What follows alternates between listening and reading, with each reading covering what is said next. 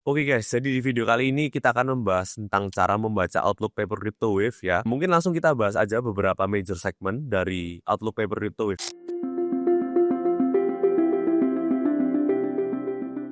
Nah, yang pertama itu ada segmen tentang makroekonomi atau geopolitics ya. Jadi makroekonomi atau geopolitics ini secara singkatnya tentang berita makroekonomi dan juga berita update-update geopolitik tentang perang contohnya atau juga hubungan antara negara. Nah, selanjutnya ada project news yaitu berita atau news tentang spesifik project tertentu. Tentunya project yang kita lagi research pada hari itu. Semisal contohnya hari ini kita research tentang Solana. Biasanya kita juga melakukan update tentang berita Solana terupdate pada hari itu di beberapa waktu terakhir yang tentunya kita kurasi juga berita apa yang paling penting tentang Solana yang bisa tentunya mempengaruhi pergerakan harga Solana atau fundamental Solana secara menyeluruh. Nah, selanjutnya ada data on-chain. Nah, data on-chain sendiri ini adalah data aktivitas dari blockchain yang kita bisa lihat secara transparan ya. Nah, data on-chain ini cukup penting karena dengan kita melihat data on-chain ini kita bisa melihat aktivitas dari blockchain tersebut. Nah, selanjutnya kita ada backtesting di mana kita melakukan pengujian terhadap event di masa lalu terhadap pergerakan harga di masa lalu. Nah, seperti halnya contohnya kita melakukan pengujian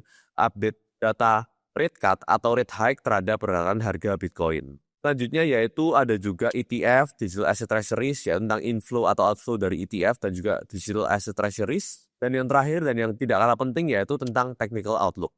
Nah, kenapa kok segmen-segmen tadi ini penting untuk dibahas atau kita paparkan dalam Outlook juga? Karena di market itu ada dua macam resiko. Yang pertama ada idiosyncratic risk dan yang kedua ada systematic risk. Di mana idiosyncratic risk ini lebih ke arah resiko yang dampaknya fokus ke aset tersebut. Misal contohnya token unlock, kemudian masalah project tersebut, kemudian regulasi spesifik. Nah, contoh paling simpelnya adalah ketika adanya token unlock yang cukup besar, misal ada project A melakukan token unlock sebesar 20% dari circulating supply. Nah, di situ bisa memicu adanya penurunan harga setelah token unlock. Nah, selanjutnya ada systematic risk, di mana systematic risk ini adalah risk atau risiko yang lebih menyeluruh ke market secara overall. Nah, contohnya adalah seperti suku bunga, inflasi, kemudian pembahasan news geopolitik. Jadi, dua resiko ini adalah kunci untuk membaca outlook apakah pergerakannya itu dipicu oleh faktor lokal atau faktor makro yang lebih besar. Ini untuk segmen yang pertama yaitu kita bahas tentang makro atau geopolitik atau market news ya. Itu adalah kategori berita yang mencakup kondisi ekonomi global. Kemudian juga geopolitik tentang situasi politik antar negara.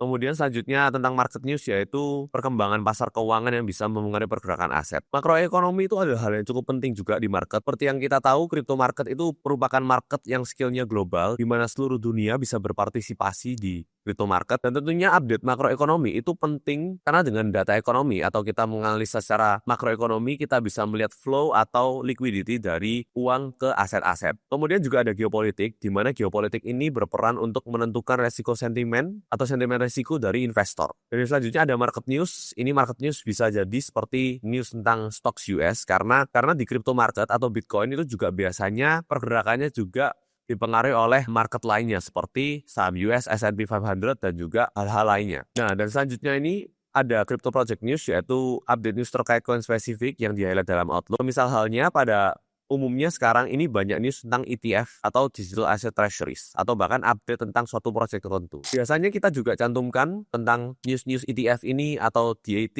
ke dalam Outlook kita, tujuannya untuk menginformasi dari audiens juga agar mengetahui tentang update dari koin tersebut. Oke, dan selanjutnya yang nggak kalah penting juga on-chain data. On-chain data ini sangat penting ya, karena dari data on-chain ini kita bisa melihat data dan aktivitas yang terjadi langsung di blockchain tersebut ya. Nah, dan data on-chain itu cukup banyak, ada seperti halnya TVL, kemudian volume, dan masih banyak data lainnya. Dan dari banyak data tersebut, kita bisa menginterpretasikan banyak sekali informasi yang bisa kita ambil dari data on-chain. Dari data FOMC ini kita bisa memperkirakan apakah rate hike atau rate cut atau bahkan tidak ada pergerakan rate central bank sama sekali itu akan mempengaruhi pergerakan harga Bitcoin atau tidak berdasarkan data historis. Sebenarnya juga ada tentang front test, tapi untuk di Outlook kita lebih arah menyajikan data untuk backtesting, untuk referensi dari audiens juga. Dan selanjutnya ada juga kita cantumkan juga data dari ETF, kemudian Digital Asset Treasuries, dan juga ada buyback juga, di mana data-data seperti ini cukup penting karena seperti halnya ETF ini biasanya mencerminkan sifat dari smart money atau institutional investor ya. Dan juga di mana institutional investor atau smart money ini adalah pergerakan uang yang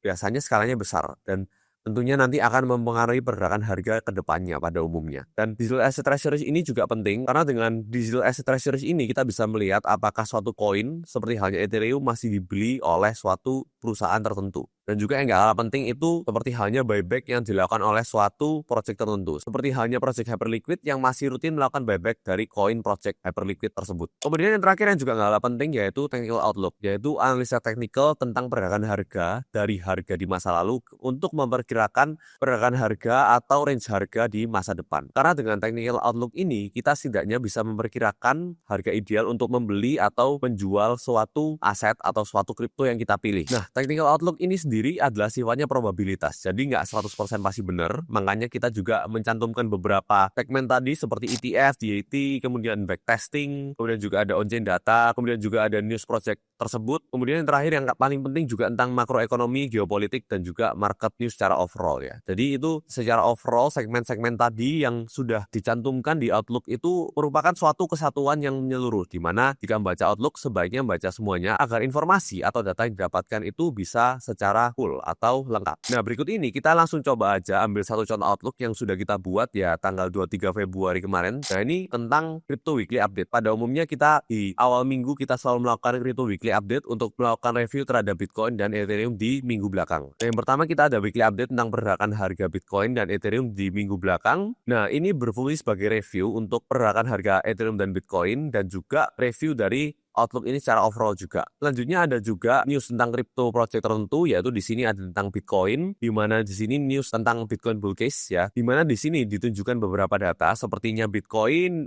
sudah turun 40% dari all time high-nya, dan juga Bitcoin masih berada dalam outflow untuk ETF-nya. Dari data ini kita bisa melihat data bahwa saat ini belum ada minat institusional yang cukup tinggi karena masih dalam beberapa bulan belakangan, dari ETF sendiri masih outflow, dan juga ya ada paragraf pelengkapnya untuk penjelasan tentang data-data dan informasi yang disampaikan. Kemudian selanjutnya ada juga berita makroekonomi ya tentang tarif di segmen ini, yaitu tentang tarif US yang terakhir adanya tentang pemblokiran dari Mahkamah Agung dari US. Nah, berita seperti makroekonomi seperti ini itu juga sangat penting karena ini bisa mempengaruhi sentimen resiko dari investor. Jadi dengan sentimen resiko yang lebih tinggi atau investor lebih cenderung berani untuk berinvest, tentunya risk aset seperti contohnya kripto atau Bitcoin itu lebih diuntungkan daripada aset safe haven. Dan juga di makro ini kita jabarkan secara detail tentang informasi dari makro tersebut dan juga biasanya juga ada kita cantumkan geopolitics news juga dan biasanya kita juga cantumkan berita geopolitics juga yang tentunya juga sangat memengaruhi sentimen dari market juga. Nah, selanjutnya ini ada bagian segmen ETF ya. Kita melihat adanya data dari ETF di mana ETF ini masih cenderung juga banyak outflow meskipun juga ada beberapa kali inflow. Dari sini kita bisa melihat dari data ini ternyata institusi atau smart money itu masih belum cenderung agresif terhadap pembelian suatu aset, yaitu di sini ETF tentang Bitcoin dan juga Ethereum. Dan ini juga ada di beberapa paper kita juga taruh beberapa trivia ya untuk data atau informasi bagi audiens juga tentang di sini seperti contohnya adalah Ethereum, di mana di Outlook ini dijabarkan tentang Ethereum sebagai salah satu blockchain untuk RWA dan selanjutnya yaitu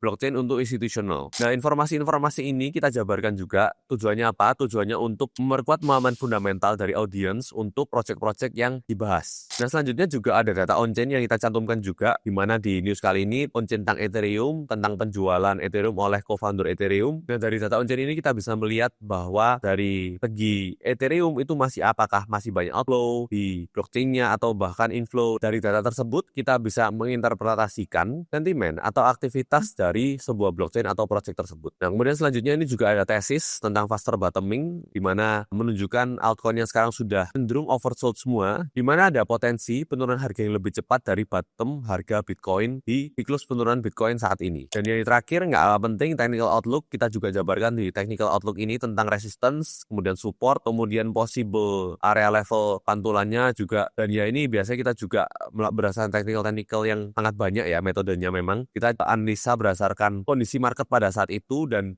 tentunya kita juga jabarkan di dalam bentuk paragraf tentang penjelasannya dari analisa teknikal yang sudah dilakukan. Nah, jadi tadi itu untuk pembahasan atau pembacaan dari Outlook Crypto Wave yang kita buat tiap harinya. Dan ya Outlook ini kita buat secara gratis. Dan sebaiknya kalau membaca dari Outlook ini dibacanya secara overall. Karena seperti juga tadi juga saya bilang bahwa selain dari technical, untuk Outlook dari sebuah aset itu juga perlu didukung oleh banyak news atau banyak sentimen juga. Nah, jadi memang kita ringkas beberapa informasi atau banyak informasi itu kita ringkas secara padat juga di Outlook paper ini dengan tujuan agar memberikan informasi pada audiens secara umum. Dan di setiap akhir halaman paper kita selalu taruh disclaimer di mana paper ini dibuat dengan tujuan untuk edukasi dan informasi semata, bukan untuk saran keuangan atau saran finansial. Nah, jadi sekian untuk pembahasan pembacaan Outlook paper Crypto Wave kali ini. See you guys in the next video.